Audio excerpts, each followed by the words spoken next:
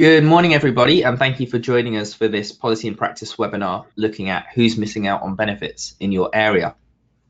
We're delighted to be looking at the approach that Greenwich Council is taking, both historically, but also since we've been working together using their data to try and help target the incredibly effective support they've got in place there already.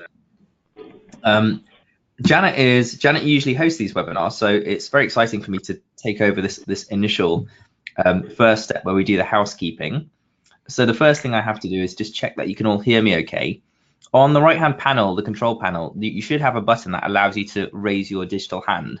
So if you can hear me okay, I'd be really grateful if you could just do that. Thank you, Anna, Amy, David, Debbie, Gordon, all of you. Gosh, well done. I should do shout outs more often. It sort of really encourages the number of hands to go up. On the panel on the right as well, you can ask any questions you want. Do type them in throughout. It's quite a conversational webinar this time because, well, when I introduce the guests, we all know each other quite well. So there's a chance that if an interesting question comes up, I'll drop in partway through the webinar, but otherwise we'll save them to the end, and we should have a good chunk of time toward the end to cover any questions you've got. There'll be 2 polls, and at the end of the webinar, you'll be asked to complete a survey. It's really important to us that we try and keep the topics of the webinars as relevant to you as possible and the content as powerful as possible. So the surveys really help us to do that. We do look at all of them. So grateful if you can fill that in. And we'll have you finished by 11:30. That's our promise to you. We look forward to taking things forward. A quick introduction to Policy and Practice. So it's a company I founded about just over 7 years ago now, with a view to trying to make the benefit system easier for people to navigate.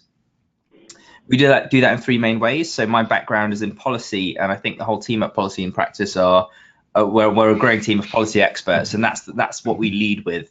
We're experts in the benefit system and growing in other areas of policy too. So things like indebtedness, and starting to work in children's services and a couple of other areas of the system, because we know that it's not just one part of policy. It's not just universal credit that affects people. It's all of these things together that end up having an impact on their lives. The way we sort of build on that policy knowledge is by having a couple of tools. Firstly, a software product that about 10,000 people use each day. It's called the Benefit and Budgeting Calculator. You can access it through gov.uk. And that's software that fundamentally helps people to know what steps they can take to become better off. That relates to what we're talking about today in the sense that it can help people understand what benefits they aren't claiming. And there's a really powerful, it's quite a powerful tool from that perspective. And we've grown into the area of analytics. So that's where we work with typically local authorities, revenues and benefits data, but a growing number of data sets around that to try and understand, help councils to understand who the most vulnerable people in their area are, particularly those that don't always raise their hand up, who don't have perhaps support networks for them to be able to access the support that is available, and understand what they can offer to try and have the biggest impact on their lives. And that's primarily what we'll be talking about today. So policy analytics and software. The next thing to do is just to introduce today's speakers. So I have with me in the office Juan Alvarez, a senior policy analyst at Policy and Practice. Do you want to say hello, Juan? Hello, everyone. So I'm, as Devon was saying, a senior policy analyst, and I work quite closely with the household level data that local authorities collect in a number of sort of ways and for a number of applications. And that includes, as we'll be showing you today, building kind of online interfaces such as the LIFT dashboard, which can help guide local authority action into not just benefit take-up, but other kind of areas where data can support low-income households. So very happy to be speaking, and great to see such a great turnout. That's it from me. Over to you. Fantastic. And we're delighted to have Corin Hammersley of Greenwich Council. She's the Training, Policy and Welfare Rights Manager there. Do you want to say hello, Corin? Hello, everyone. I'm not as good at introductions as Juan, so there you go. Well, Corin's been an absolute partner of ours in taking the LIFT platform from strength to strength. And genuinely, it's the ideas that we get from practitioners like Corin and some of the rest of you on the call today that really help us to determine what direction we take the services in. And I think Corin's been a big fan of and been asking for the take-up screen for some time. So we've been very keen to, very happy to share that with her, and very delighted that she's here talking about that today. So moving on, the structure of the webinar is just to give you, first of all, I'll talk a bit about the national analysis on who is taking up their benefits, or kind of what is happening with take-up currently, taking into account universal credit and the impact of recent policy changes there. Then I'm going to hand over to the star of the show, Corin, to talk a bit about how Greenwich have been helping people take up their benefits, what they're doing, what they've been doing in the past to increase take-up, and what they're doing now that we're working together. Plus some tips for other councils that want to go down this journey. And if you've got any questions for Corin, again, do type them in. And then Juan will be running through, I think, 3 examples, so case studies on how analytics can help you to ensure those people that perhaps aren't getting all the benefits that they're eligible for today are able to take them up. So I'll be talking through those three examples. And again, if you have any questions about the platform or how we put that analysis together, please put them to Juan and I'll follow up then. And there should be plenty of time for a Q&A at the end. Okay, so moving on. The first thing to do is just ask you a question and ask you, who do you think is missing out on benefits in your area? So I'll just launch the poll here, and you can see that you can select either pensioners, families, people in work, people who are disabled, or perhaps you don't know.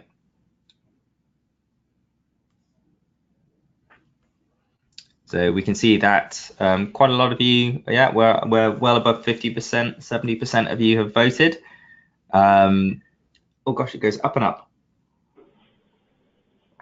And when we do the poll results, it'll be good to have Juan and Corin perhaps give a couple of quick reflections.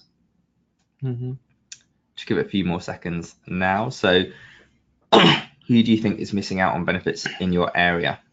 I'll just close the poll. Great. So, well, what we can see is that the vast majority of people in work, that's who people think are missing out the most. There are also some of those that are sometimes struggling too. Corin, does that match your? What was that? Is that what you would have said, or? I can't see the results of the poll on my screen. Did you say people that are in work? Yeah, let me just run through those percentages then. So the number 1 ranked answer was people in work. 76% of people said they were the ones that were missing out the most, followed by families with children, followed by pensioners, which was at 48%, and 36% were people who are disabled. Well, to be honest, I think all of those groups can have people that are missing out. So pensioners is probably a big group that we focus on in terms of take-up work, and then people with disabilities. I think take-up work with people that are in work and with families is sometimes can be a harder task. That can be a harder task to succeed with take-up work. Yeah, and I think this can also reflect perhaps where the effort goes. So we've got a fairly low percentage there for people who are disabled. But I think that's because quite a lot of effort and energy goes toward helping, I would say, advocacy groups, helping those claim the benefits that they're eligible for, whereas perhaps less energy goes toward those that are already in work. So that might be what's driving some of these results as well. Yeah, just from me, no sort of big surprises there, and actually it's kind of good to see that the top 4 answers each most of you have sort of clicked into at least one of the top 4, and yes, actually some of the case studies I'll be going through later at the end when I do the demonstration of how to actually use the lift. We'll cover kind of most of those, so yeah, it sort of reflects kind of what we've built into the screen, kind of sort of in collaboration with what we've heard from Greenwich and from other local authorities. Perhaps the only thing that surprises me a little bit is to see only 48% of you putting pensioners down, because that is just one that perhaps sort of anecdotally I've seen kind of there being more of an issue with in terms of pension credit take up. But that might just be a sampling issue, let's call it. Well, let's have a quick look at the stats, the national stats on this. So You can see on my screen now those that are missing out on benefits the most. So you can see that some benefits have almost 100% take up. So state pension, child benefit, the kind of universal benefits that are out there have 95% plus people eligible taking up those benefits. DWP administered benefits I'll talk about on the next slide, but they tend to have lower levels of take up. So you can see actually pension credit is actually relatively low. Income support, employment support allowance, and job seekers allowance are all job seekers allowance in particular is somewhat low. And I think one of the benefits of rationalizing and bringing all of these benefits together in universal credit was to try and deal with this take up problem. So that's just worth sort of bearing in mind. The extent to which how well it's done that is a separate point, and I'll come on to that. The other thing to think about is the share of expenditure. So the other group that perhaps don't take up perhaps all of their support or less likely to are those that are in receipts of working tax credit. But as you can see here, quite a much higher proportion of that take up is taken up. So while only perhaps 70% or so of people take up a combination of child tax credit and working tax credit together, averaging out these two figures, the kind of take up the cash take up levels are more like 85 to 90%. That doesn't mean we shouldn't try and improve in each one of these areas. I'll move into a little bit more detail around some of the DWP administered benefits. So you can see in this infographic that you've got 1.3 million people of families that are eligible for but not claiming pension credit. You can see that a similar number aren't taking up their full housing benefit support. And you can see that around 500,000 people aren't taking up their income-related employment support allowance. So there is a big problem here, and also a big opportunity to help some of these families. The amount on average that those that aren't claiming are missing out on is around £2,500 per year for pension credit, £3,000 for housing benefit, and perhaps up to £4,500 for those income support or income-related employment support allowance. And that high figure will be driven a lot by the employment support allowance, where again the support you might be missing out on could be considerably higher, which we'll come on to. I think this just summarizes what I've said in the last couple of slides. Take up of pension credit was lowest among couples. There is some underlying depth here. Take up of housing benefit was lowest by far amongst couples with children. So if you look at like the level of analysis below, there is some work that's been done here on if you were trying to be a bit more targeted, who you might want to focus on. So for housing benefit, couples with children; for pension credit, couple pensioners. But I think you can be even more detailed in how you target this support, and we'll come on to talk about that in a second as well.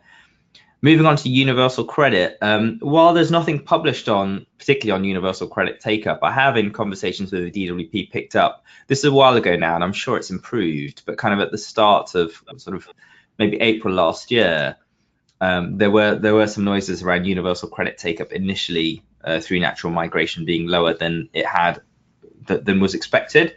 And I was at a workshop trying to think about, it came up, and I threw a few ideas into the mix. I think one big point about universal credit is, are people scared to make the claim? Given the publicity around universal credit, there's not much positive being said, although it was interesting to see today that payments have gone up, payments being made on time, which does mean within 5 weeks, but that has gone up from 76% last year to I think 86% this year, based on I think figures from November last year. So that's positive, but again, the news around it isn't very positive. So are people scared of claiming universal credit? I've seen cases where people are better off maybe by £30 a week or so through that move to universal credit, but they said no.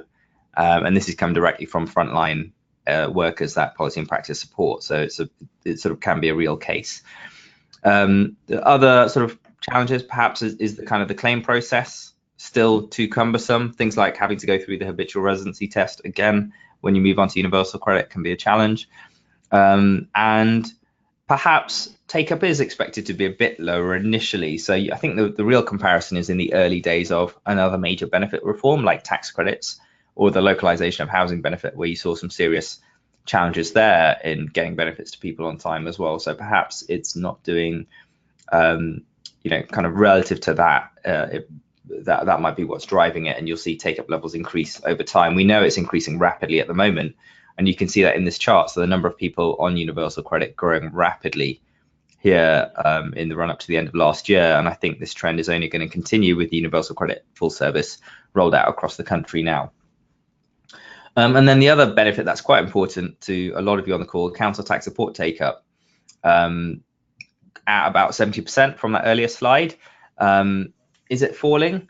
Well, it's difficult to say. I think it's holding up okay with universal credit. I think it sort of seems to be around 70%. The analysis we've done is that sort of shows that, again, people are being referred on in some cases. What the feedback we've had and what we can see from our data is that it's incredibly patchy. It sort of depends on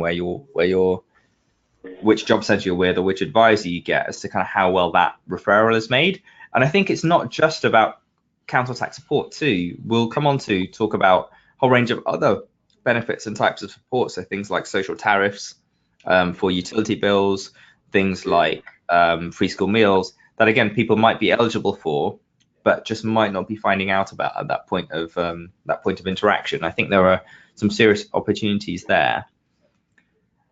The next slide here is the Universal Credit Roadmap. So this talks about changes to universal credit. I was just speaking with Corin at the start, and she pointed out that the protection for people on severe disability premium came into effect sort of middle of January. So that would have been around here.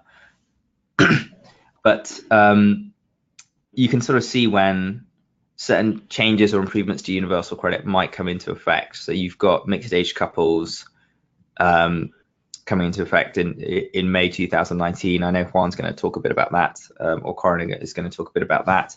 And disability premium. Corin, I'm not sure if you want to talk a bit, because I know you know, being a welfare rights expert, you probably know a lot more about kind of the practicalities of what's happening around severe disability premium than I do. There's a slide up here, but is there anything you wanted to say about how you've helped people claim severe disability premium? Yeah, I mean, so from a welfare rights angle, when you can identify entitlement to severe disability premium, that's like the gold in being able to maximise people's benefits. It has such a big impact over how much it's going to increase their income by. It's quite complicated for claimants to understand whether they are entitled to the elements in their premiums. It's not the easiest one to understand and identify. So, on one hand, it's positive that this system is brought in for universal credit, so that those claimants lose out, moving on to universal credit before managed migration. But it is complex in claimants understanding that they are getting it, and that they are impacted and protected. I think the risk is a lot of claimants don't know they're getting it, and then they could go on to universal credit. But what we can do at this point to try and get as many people who could qualify for it, to ensure that they are getting it in their current benefits, it's got not only got the massive impact of having their entitlement, it's one of the few elements that you have the potential to get backdated. So potentially backdated for 3 months. There are situations you can get it backdated for longer, and that £60 a week, that can quickly turn out to be thousands of pounds in backdating. But it's now even more important by including the protection from universal credit at this point. So it really is, from a take-up point of view, it's so important at this point to try and maximise take-up for several reasons. Yeah, that's really helpful. And I think those reasons, just to summarize, just how valuable it can be to the claimant. You know, it's the gold, the fact that you can backdate it and claim and sort of help, again, help drive perhaps some lump sum payments that in some cases can be quite life-changing, given the position that some people are in, you know, pulling them out of debt or tackling other issues. And you mentioned the change in protection right now, which is key as well. Just to sort of say, Corin, I think a couple of people have pointed out that your audio jumps in and out. So perhaps just slow down or pace out when you're speaking. I can hear you fine, but that's probably the best advice I can give you. It's usually sort of a connection problem that we can't do a great deal about. The next one is pension credit. So from May 2019, as you saw on the roadmap, mixed age couples where one partner's above state pension age and the other is below won't be able to make new claims for pension credit. They'll have to go on to universal credit, which is considerably less generous than pension credit and also drives conditionality for the younger partner in that couple. So they'll have to look for work, and again, that kind of can be a challenge. That's a policy decision that was made, partly because I think it does save the government a lot of money, but I think the rationale that they would put forward is that if a family can work, let's enable them to work, or kind of however they would rationalize it. It does save them quite a bit of money as well relative to the old regime, and whether or not that's appropriate, I'll sort of save for another webinar. The point here is that local authorities can act now to encourage take-up of pension credit amongst mixed-age couples before May. And my understanding is once that's happened, they're protected from that move on to universal credit. So there is a window here of 3 or 4 months to make a real difference to some of these people's lives. So, Corin, I'm not sure whether there's anything you want to add to that. Have you been working on that? We are about to start work on this with using the dashboard to help us identify those claimants. And just at an initial scan of some of the households that have come up, it's clear that some households are, not only are they, is the opportunity to encourage them to claim pension credit, but actually there's households that are missing out on quite a lot of benefit as well. So, for example, I looked at 2 yesterday, and one's been missing out on £62 a week, and the other one on £144 a week, and they were both couples. So as you mentioned, couples who could claim pension credit, that's ringing true definitely by some of the cases we're looking at. Great, and really powerful to see kind of the impact your work is having here, and we'll see kind of how you can target or identify people that might be missing out in a second. I'm gonna I've already kind of handed over to you there, Corin, but I'm gonna hand over to both you and Juan to kind of have a bit of a Q&A around the work that you're doing. I know you've got a few slides here, but I'll just hand the controls over to Juan to take things forward. Yeah, sure. So yeah, and in fact, I think I might just pass straight over to you, Corin. But just sort of by way of introduction for everybody else. So Corin is just going to give us a bit more of a sort of frontline perspective in terms of how they've actually been, how they've actually been using the take-up screen. So she's going to tell us a little bit, first of all, just for kind of for the sake of context setting, a bit of the demographics and the demographic context and how that feeds into what particular benefits people are missing out on in Greenwich. Then a little bit about the structure of the sort of the team and the way that they can work to tackle things like low take-up.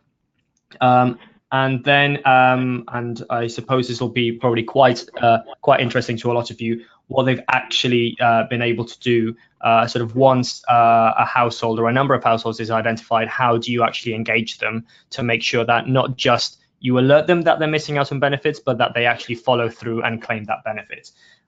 So that's sort of what you can expect. And I'll just hand straight over to you, Corin. Thank you. Great. Okay, yeah, so I'm from Greenwich. You probably, when you think of Greenwich, you think of the Royal Naval College and the O2. We're a borough in South East London. We're an outer London borough. But if the initial impression is that we're kind of quite an affluent area, I think actually the borough covers areas of quite a bit of deprivation. So as a population is around 280,000, that's from 2015. I suspect it's probably higher than that now. And from deprivation indices, we came out as having the 50th most deprived borough in the local authority in the country. And that was, I think, maybe is not what people necessarily expect of Greenwich. We have quite a high number of council tenancies, so about 22,000 that are still managed by the council. In terms of challenges in the borough, or challenges, I don't think these are Greenwich specific, but across London, housing is increasingly becoming a massive challenge, and in homelessness. So I've included there some figures there in relation to households in temporary accommodation. There's been some dramatic increases in the last couple of years. It ties into the challenges that are in the borough, or challenges and priorities of the borough really, and they focus around regeneration but also anti-poverty. So housing, and I think going forward, I think universal credit, that's definitely a challenge that I've been doing what I can to raise awareness in terms for the local authority over what the challenge universal credit will face across the council, not just from a benefits perspective, but I think it's a challenge that I think will have implications for other areas as well. Okay. So in Greenwich, it's quite well established that we provide quite a lot of holistic support, and that's embedded across the council in different areas. So I just thought I'd touch on this to give you a bit of context in terms of how we're set up. So we have a welfare rights service, and that's placed within our housing benefit department. So the department's called Advice and Benefits. We're primarily we've originally were a second tier support service, or still are, and providing training and advice and take up across the borough. But we also have frontline service through a public advice line and frontline advice to residents. The Universal Support Team is also part of the Welfare Rights Service, so that is more specific, targeted support to people on universal credit. And even with changes with the CAB, it's hoped that we'll continue to have some universal support provision within our Welfare Rights Service. And then outside of the department I'm in, we also have other areas of the council that really do incorporate a holistic model. So in housing, we have a welfare reform team which primarily looks at residents affected by the total benefit cap and by under occupancy rules, looking at what a range of support that might be available, not just take up, but looking at rehousing options and employment options and discretionary support. And then Greenwich Local Labour and Business is an arm of the council that's focused on employment. So there's a variety of schemes and routes through that. And having this complement of services means that we are effective in working together with residents. There is a lot of working between the different teams and departments for residents that are affected in the same ways or need help across a range of services. So that's kind of already we work. And what's the rationale, if I can ask, Corin, what's the rationale for kind of having an in-house welfare rights service? And what difference do you think that makes? Because I think I know we work with a lot of councils and not many, not quite a few actually, still sort of retain an in-house welfare rights service. And I've always noticed that about Greenwich, is that's always been quite a big part. Yeah, I mean, I suspect that the majority of authorities do provide some advice provision, but most probably commission that out to the voluntary and community sector. I would say that the real value in having an in-house rights service is that, particularly from a take-up angle, we have available to us that makes us so much more, our impact can be so much greater. But actually not just from a take-up point of view, from our general advocacy and assistance for residents, being placed within having access to our housing benefit centre means that we can be quite effective in that's great. Resolving issues. So just to play that back, you've got data available to you, and that you can kind of work arguably a bit more effectively together with those other departments. Just to sort of say, please do slow down a little bit, just because I think the audio is coming in and out. Sorry about that. No, that's okay. It's not your fault. Were you going to say something? I was, but I've forgotten it. Okay. Perfect. I'll come back. So moving on, Corin, to how you do take up. Okay, so Historically, we have done take-up, that's part of the role that we do, and we use our housing benefit data for that. So historically, we will do mail shots from who's getting housing benefits, and we'll write out to them and invite them to contact us. So we can do that by targeting certain groups, and it's by doing that. So for the last years, we have focused more on pensioner take-up campaigns, particularly over winter periods, and that's been relatively successful. We've had up to around, from mail outs, maybe up to about 10% response rate, and it's very common that we will come across particularly people missing out on pension credit or people missing out on disability benefits. So, and also doing take work in more in other areas, so families with disabled children. So that work is not new to us. We are familiar and used to doing that. So we've been working with policy and practice over the last year, and it's in the last year that we've had the dashboard. And that has really meant that we now have an opportunity to be even more specific in terms of the take-up work that we're doing, and we can be much smarter in using the resources and much more targeted, so that we are targeting people where we are much more confident that they're likely to be missing out on benefits, or there is some need there. And I think that, so in the current climate of having to prioritise resources, it's so much more important and valuable for us to show the value of our service and why it's worth to continue to invest in us, because of the results that we can get and the impact that we can make. So with specifically in terms of how we use the dashboard, so one way in using the dashboard has been in using how you model people based on financial resilience, and then targeting certain groups. So for example, groups that have a debt with the council, or households who are in private rented accommodation and where there's a potential risk of homelessness. And with that being one of the big risk areas within the authority in terms of spiralling costs and impacts, it's definitely it's very important for the council to do what we can do to try and avoid, if we can avoid eviction further down the line or homelessness further down the line, then that's the business case that we're putting forward from that side. Through drilling down based on financial resilience, we can then look at certain cohorts within that.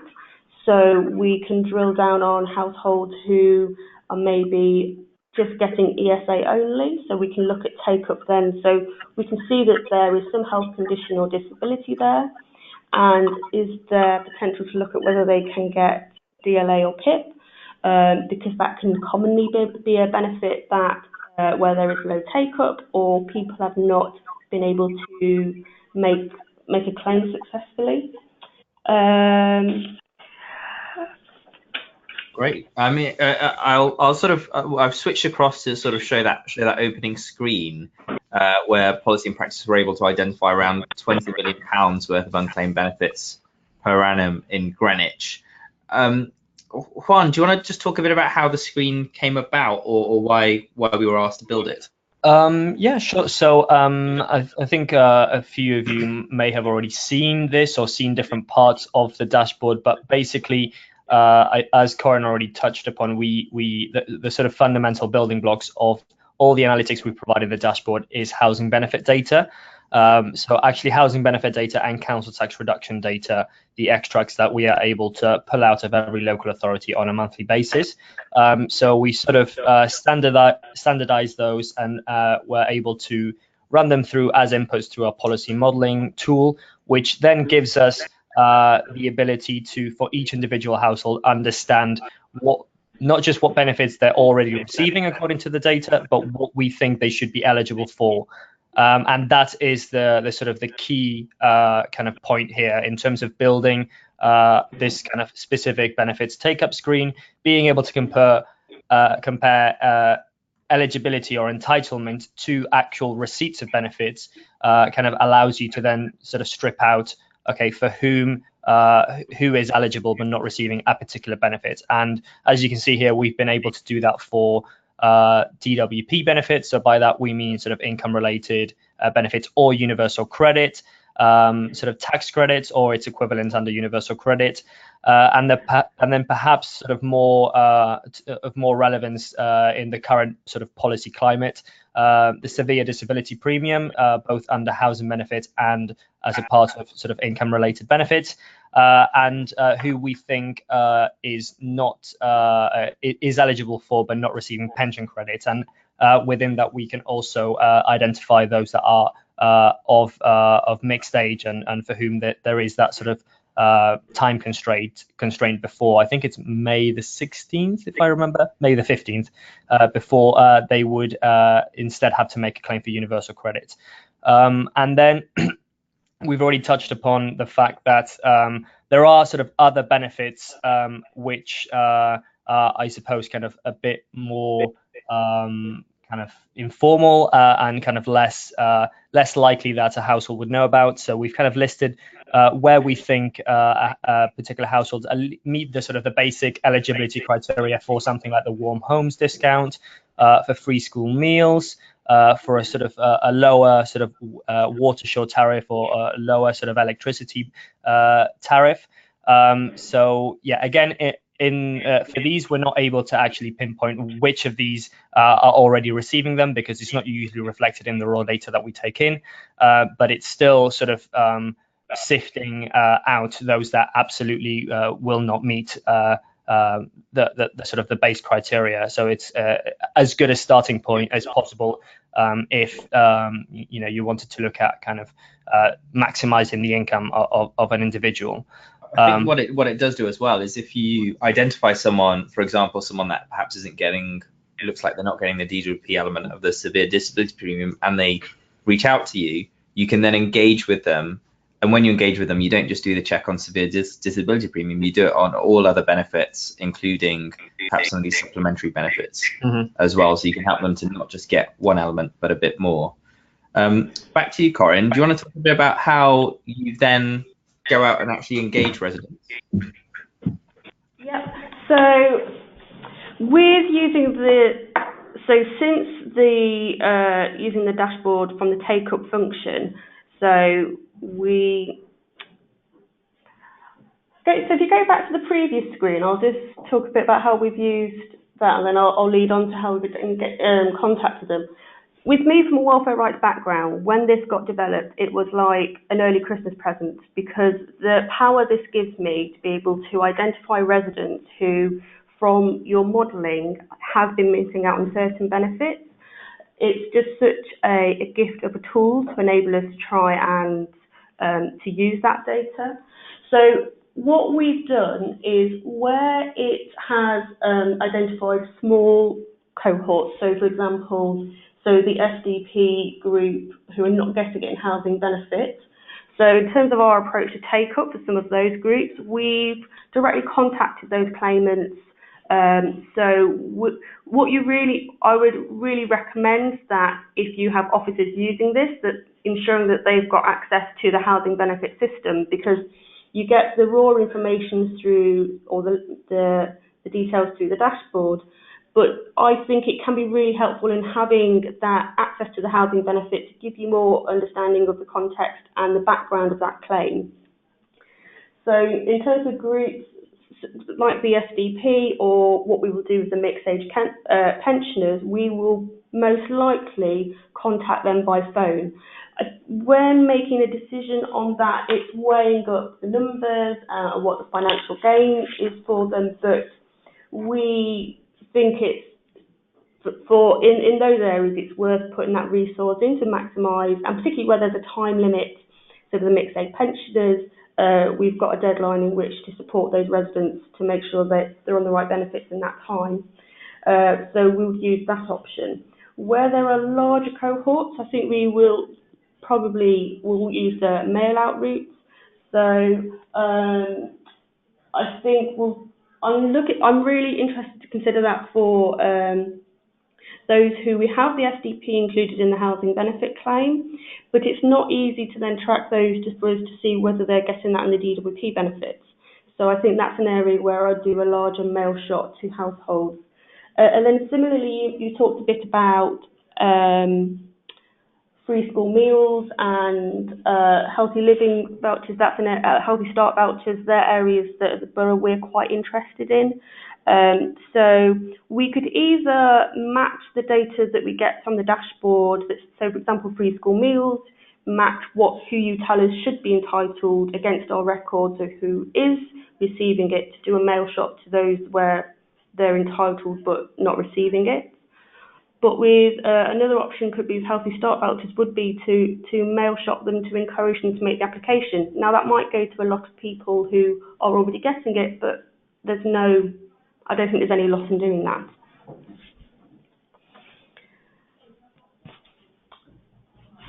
Sort of cover this anyway. Can you hear me? I can hear you. Okay. Yeah. I was just going to ask whether you've been able to. I know you've not been using the kind of the take-up screen for that long, but have you been able to sort of do any sort of tracking or kind of keep a record of who you've already sort of sent a mail shot out to or contacted by telephone, and kind of been able to see or kind of spot any patterns in terms of what particular benefits you've had more success in getting people to take up, or what sort of types of approaches for encouraging people to take up those benefits work better than others? Have you been able to kind of track that and kind of see any patterns? Well, I think with using the dashboard for that take-up work, it's too early for us. So we got the take-up page in early December. And we've primarily been doing small-scale targets since then. So it's too early for me to give feedback on how that's gone so far. I mean, so our previous experience was with mail shots based on housing benefit data, and because that was mainly pensioner take-up, I think that was an easier group to target take-up work at. I think the benchmark of 10% you mentioned earlier is a good one, and as you sort of said, as we work through it with you, it'll be good to see how our targeted work can increase that, or perhaps get support to different groups of people that perhaps were in the 90% that weren't responding. They're probably the two questions that I look forward to answering with you. And I think the other question is kind of how have other departments made use of the dashboard, or have they sort of reflected positively on your work? Okay, so I've really been trying to lead to encourage other departments to be interested in using the dashboard, and well, that's basically me giving lots of demonstrations over how useful it is. So as I mentioned earlier, with housing and homelessness being a massive issue for the borough, how we can use the dashboard from early homeless prevention initiatives, there's definitely buy-in to look to see what we can do. And so I think in terms of take-up, there's two types of ways of doing take-up. One is using the take-up screen, so that's like the more kind of conventional view of take-up, which is we see these people are missing out on benefits and ensuring they make the right claims, or targeting people that we can see missing out on benefits. And I think the other way of using the dashboard with drilling down on households who are at risk in crisis, and then in certain cohorts, it's still take-up work we're doing for those, but it's more wider income maximisation, and then tying that in with other support which we might be able to offer. Because sometimes the support may or may not be income maximisation that we can help with. It might be through looking through employment or other provisions and things like that. So, and I think it's in part by demonstrating that how the dashboard can help with identifying residents who we can provide that holistic offer to. And I think in terms of engagement across the council, So the benefit's going to be different in different departments, but overall, it's so in terms of housing, it was on the what we can do to minimise the number of people who might come into the door at a future point and present as homelessness. From departments in terms of like the council tax and debt, and debtors, when we've shown the dashboard to them, the angle that they're really interested in is what work can we do for residents who are in debt with the council and who are deemed to be vulnerable. Being at risk in crisis is one way that we might consider whether there's a vulnerability, and then it gives us an option to look at what enforcement action they're taking and whether that can be varied or it can be altered in any way. But also what we're looking to do with that group is then can we then provide any support from an income maximisation point of view to try and alleviate the difficulties that they're in.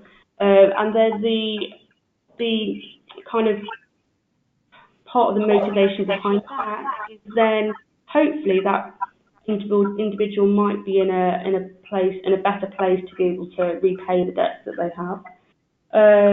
Employment, again, they are in terms of the employment schemes, it's got real possibilities with them, and also public health.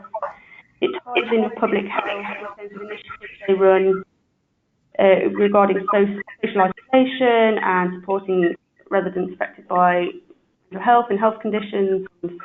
If you're looking at residents who are, when I drill down into the residents who are in crisis, it very often it's single households without any dependents, often without any disabilities.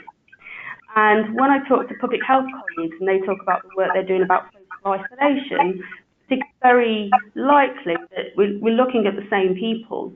So it's then looking at what we can do to use the dashboard to tie in, when we're tying in interventions regarding income maximisation and take-up, it's also tying in what interventions or support might be available to target some of those issues in the borough as well. So, I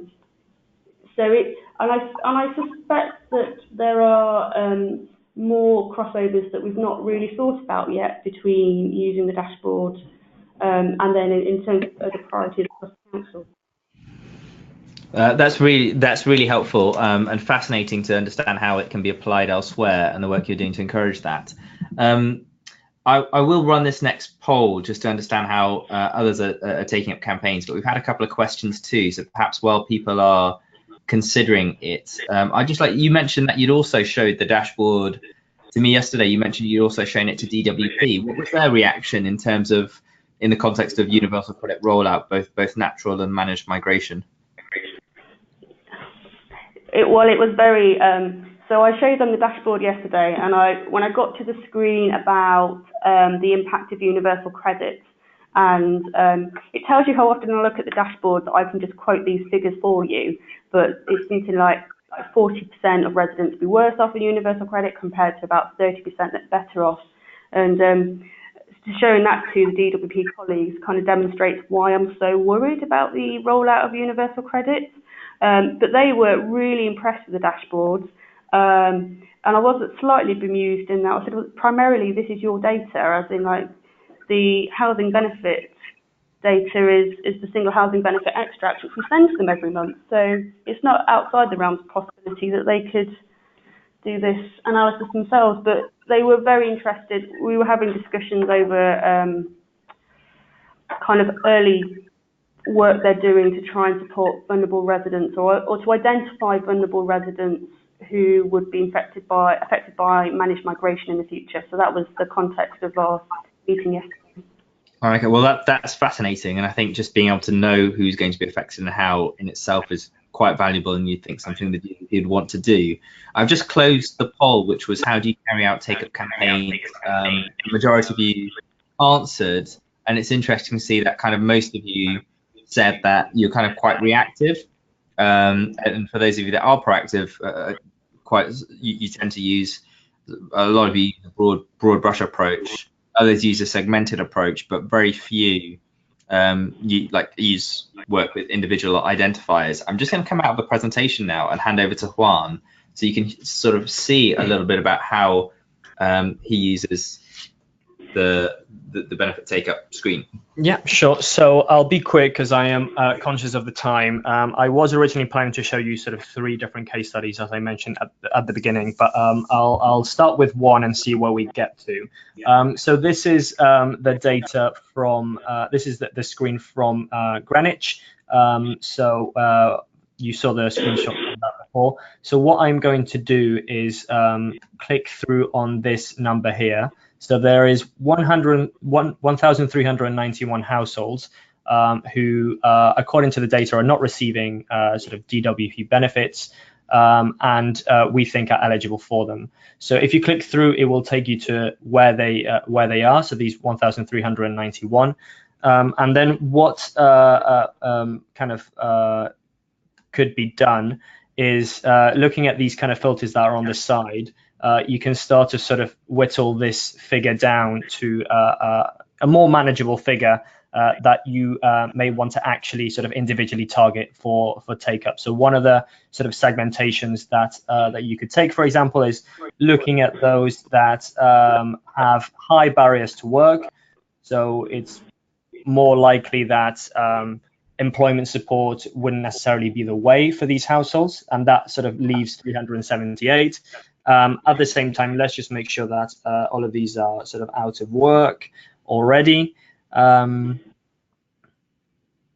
that whittles it down even further. And then the last sort of filter that you could apply here is, and there was, I think Corin mentioned before about how you could sort of factor in information on debts to the council.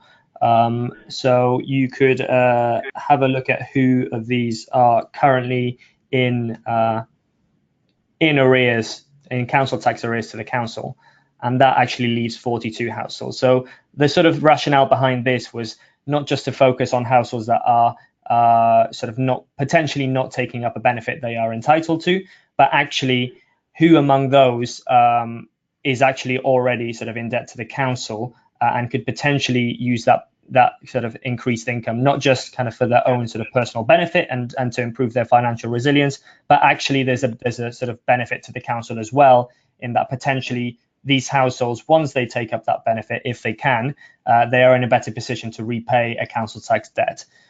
So what you could do then is you could sort of download these 42 individual households and sort of get to work on them in terms of, so Corin mentioned that it would be a case of sort of putting these through individually through the housing benefit portal to get a bit more context on each case. But because it is 42 households only, it's more of a manageable task.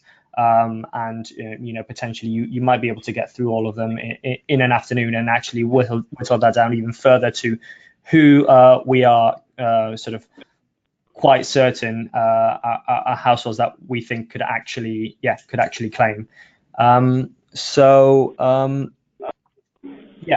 if I then go back to the overview screen, there are so I'm not going to click through on any more kind of segmentations now, just because I am aware of the time. But basically, for kind of the severe disability premiums, both as part of housing benefits and as part of income-related benefits, you could click through, as I've just shown you, and sort of take a similar approach. And that is, for example, what Greenwich actually did in terms of sort of getting to those 55 and then acting on those among the 55 that they were particularly interested in.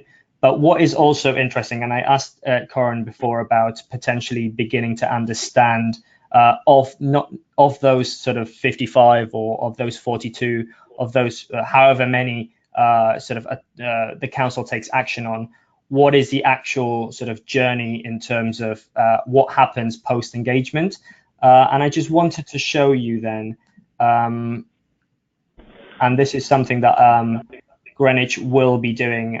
Corin already mentioned that it's kind of quite early on to have actually seen the impact of any engagement, but one of the really, I think, interesting pieces of work that we'll be doing with Greenwich is, so we've kept track of who those sort of 42 households are and critically what type of engagement they received, whether it was a telephone call or whether it was a mail shot or a conversation in person, and we'll be able to actually see, once we refresh the data, say next month, first and foremost, whether they actually, if they were eligible, whether they actually were able to claim the severe disability premium, for example, because that would come through and that would show through in the data. So we'd be able to actually sort of check off, okay, so this one, and this one actually subsequently, as a result of our action, now have this much more income, which in itself is useful in terms of sort of building a business case. But also, as you have sort of more time shots, you can start to see patterns in terms of what particular types of engagement might work better than others. So it might be that you notice that all of the households that were engaged through a phone call, perhaps because there was only sort of 10 of them, actually the vast majority of them ended up with kind of better levels of financial resilience because they were able to claim that benefit. But those for whom we just sent a sort of a generic email, the success rate, I suppose, is much lower, which is probably what you would expect given the nature of the engagement. But it's sort of useful to have that in terms of sort of hard facts and figures. So yeah, I wish I could sort of show you this in more detail, but I do want to leave some time for questions. Yeah, that's it from me. Great. Well, thank you, Juan, and hopefully that just gives people a taste of kind of how the dashboard works. This is all live, and we're working with Greenwich's data here, which is very kind of Corin to let us do. So one of the things we can't actually show you is how Juan can drill down to individual households and load up the data from that household into our benefit and budgeting calculator. So not just to kind of identify the households that we're working with, but also to go out and then engage them. If you're going to go a bit further than telephone calls and actually carry out in-person take-up campaigns, you can take that out with you on your iPad to kind of do the work there. I'll switch back to the presentation now. And I think kind of the results from the poll now are a little bit more interesting, having seen that. So you don't have to be quite so reactive or broad brush in how you carry out take-up campaigns for those of you that answer that way. What difference do you think this has made, Corin, from that sort of more broad brush or reactive approach that you might have taken before? Because I know Greenwich did do a lot of work on this before in any case, obviously working with the people that came in. What impact do you think it's had, the ability to be a bit more targeted? Well, it just means that we can prioritise our resources and make sure that we are primarily just targeting residents who we can see are missing out on benefits. And so with having that, it means that we can afford to do some of the targeted, some of the take-up through calling them, because we know that we're much more likely to be contacting residents who are affected in the first place. And I think that helps just in the business case of being able to retain the staffing that we have and retain the services that we're providing, really. That's really helpful, Corin, so to be able to prioritise and target resources better. I think the other point is also to be able to reach people that perhaps wouldn't naturally put their hand up. You can be a bit more proactive about sort of getting to those families. Another question we've had, perhaps one for Juan, is for the purposes of the dashboard, how are we able to use client data to deliver this kind of information, given the purpose it was provided for originally, which was to process housing benefit or council tax reduction? I'm happy to talk a bit about the underlying regulations there, but Juan, why don't you take the first pass? Well, yeah, this is a very good question and one that comes up quite a lot. I would say that, as I'm sure Corin would sort of attest to, it varies from the structure of the local authority. So in Greenwich, I would say, Corin, you've been quite fortunate in that the structure of the sort of the welfare rights team being within housing benefits sort of gives you more access to that data. But there are also other sort of local authorities that use the dashboard that don't have that sort of departmental structure.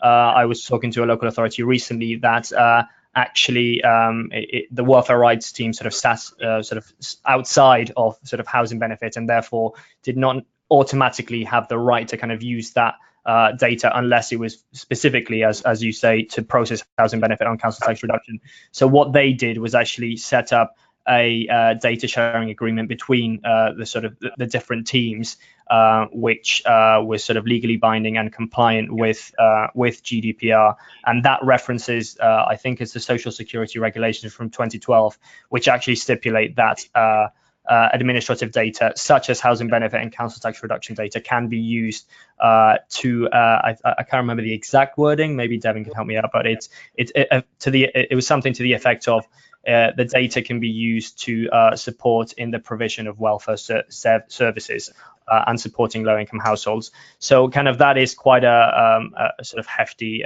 legal foundation, which in cases where a local authority does have that sort of obstacle, it can be overcome, kind of legally. Great. And for those of you that want to know a bit more, we've got a GDPR readiness document which kind of links to all of the underlying legislation that permits for the broad use of this data.